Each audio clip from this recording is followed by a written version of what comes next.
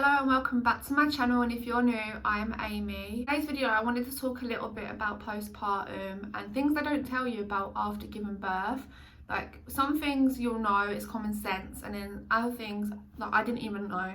So I thought I would share with you all so you know what to expect after birth. I did do this video, well, a similar video, after I had Jaden, but there's some things that I didn't have after having Jaden that I have now, so I do want to share that with you all. In my last video, well, I'd say my last video, I mean in the video I did after I had Jaden, I did speak about boobs, and I want to speak about boobs again. So this can relate to you, this might not relate to you. If you're a breastfeeding mum, it can happen if you're not breastfeeding as well, and the baby latches on for them first couple of times, the pain is unbelievable in your stomach. It is literally like you are having contractions. I am not even lying. It felt worse than contractions. I felt like crying. That's how much it hurt me. I thought it hurt with Jaden, but with Brody, it really hurt. And this can happen if you're not breastfeeding. After you've had a baby, you can get contractions in your stomach, and what it is your uterus going back to size, like contracting back to size. So it is completely normal, but it literally feels like you're having another baby. Some people deal with it really well, some people don't get it as painful, but with Brody, I got it so bad. I'm not even exaggerating. It really hurt. And also, while we're on the subject of boobs, when your milk comes in on that third day, or I think it's between 3-5 days, when your milk comes in, not the colostrum, the milk, it hurts. It literally felt like I had a ton of weights on my chest. They hurt to touch, they hurt to lay on my side, they hurt to lay on the other side, they hurt without a bra on, they hurt with a bra on, they just really hurt. And the thing that I found helped with that pain was expressing the milk. So when the milk did come in, I expressed as much of it as I could, and then it felt like a huge relief. Like it literally felt like it wasn't that painful until about 20 minutes later, and then it hurt again, because when your milk comes in, it's literally all loading up, and then obviously it regulates after a while depending on your baby's feed, because your milk comes on demand. But obviously when your milk comes in, that is so painful, and that obviously happens to people that aren't breastfeeding as well. So I don't know what advice to give people that aren't breastfeeding, because you can express if you want, but to stop your milk from coming because you don't plan on breastfeeding, if you express, you're going to get more milk. So I don't know what else to do apart from expressing. I know a lot of people say warm baths. Some people say cabbage helps. I'm not really sure. But you can try them things, you can search them things. But honestly, the boobs are so painful after you've had a baby. People are lucky if they don't get the pain, honestly. So I want to talk about my belly, my postpartum belly. So I'm 13 days postpartum while recording this video. So this is my belly. Like with tight gym leggings on, by the way, so don't be fooled. And then this is my belly now. So can you see it like jiggles? My money don't jiggle. I just want to say that everybody's body is very different. So if your body don't snap back to shape straight away, don't feel stressed on yourself. If you still have a baby bump for 3-4 weeks after having that baby, maybe even longer, don't feel stressed. Everybody's bodies are different. Some people snap back to a size 6, 8. Some people don't. Some people stay bigger. With my first child, I did.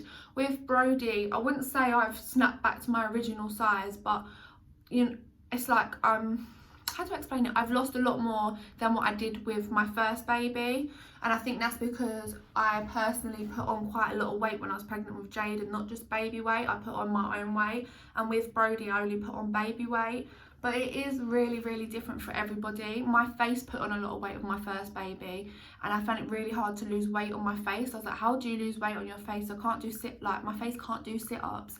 And I did really struggle actually after having Jaden with my weight for a very long time. I struggled all the way until Jaden was 18 months old, and then I started feeling more confident in my body.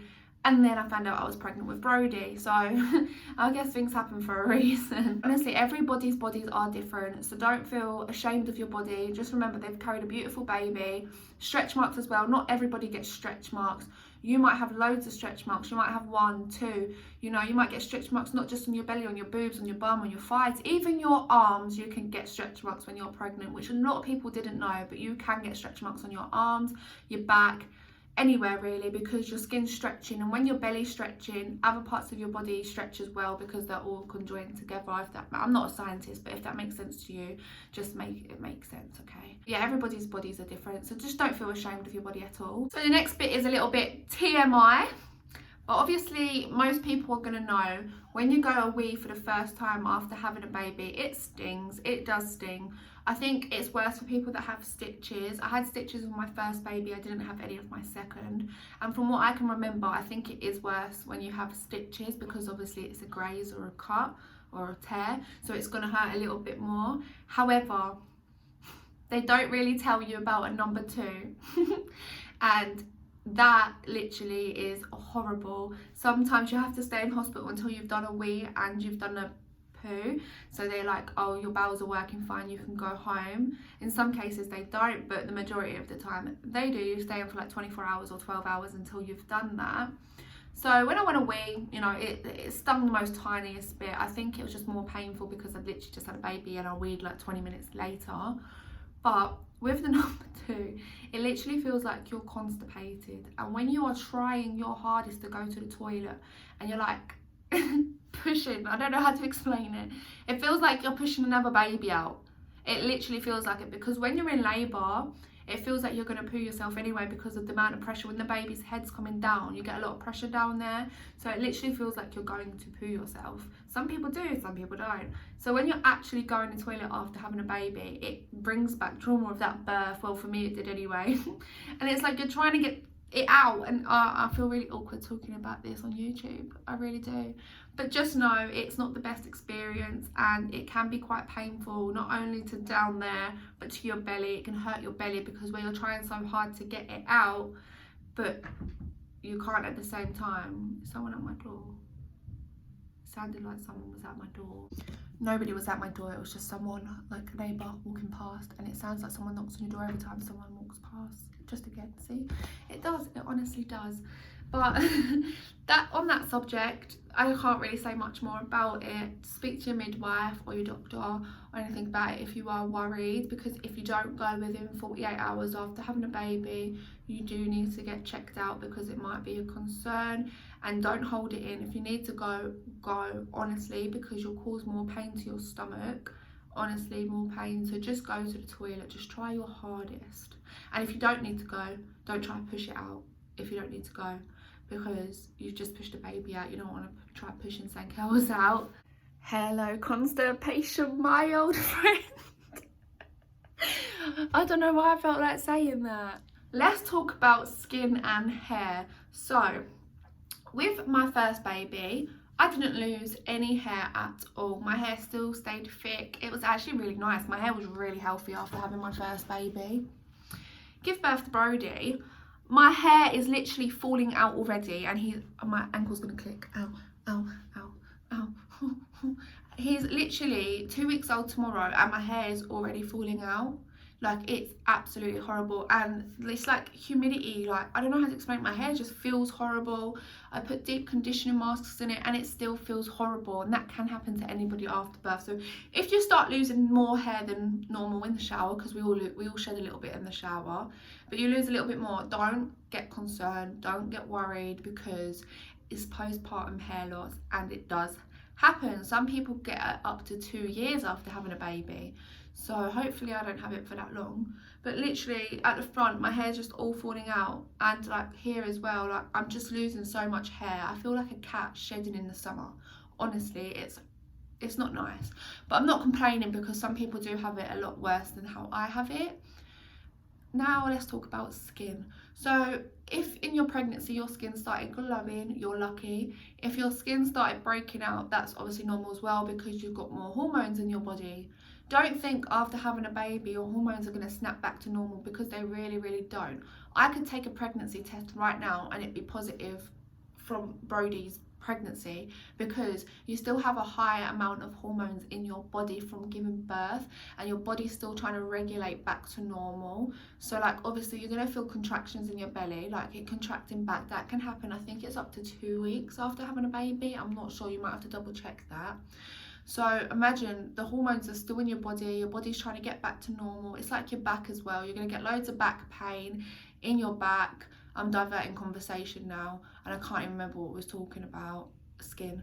So if you do break out in loads of spots like I have, don't worry, it's absolutely normal. If your skin starts glowing up again, you're really lucky. Anyway, talking about your back, just a quick little subject about your back.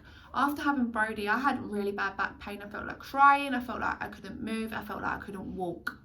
And I didn't have the epidural, I literally just had gas and air. Because a lot of people said, oh, did you have the epidural, that causes back pain? No, I didn't. What causes back pain after having a baby is when you're pregnant, your spine starts to curve for the shape of your bump, and you have a lot of weight on your spine because obviously you're carrying your baby. And even more so if your baby's more towards in your back like Brody was, because when I was 9 months, a lot of people said I didn't even look 9 months pregnant. So like he was more like hidden in the back, and he weighed 7.6 pounds, by the way. So yeah, that obviously happens when you're pregnant, and then when you give birth, your body's adjusting back to normal, your spine's got to realign itself, you're having all the problems in your stomach, you're also bending over a lot to feed your baby, like pick him up and stuff, and if you're breastfeeding, you're putting a lot of weight back down on your back and things like that. Things that help with that are hot baths. That is it for today's video. The baby is about to wake up for some boobies, so I'm gonna go and get him. Jaden's also napping. So if you liked it, please like, comment and subscribe. But for now, adios amigos.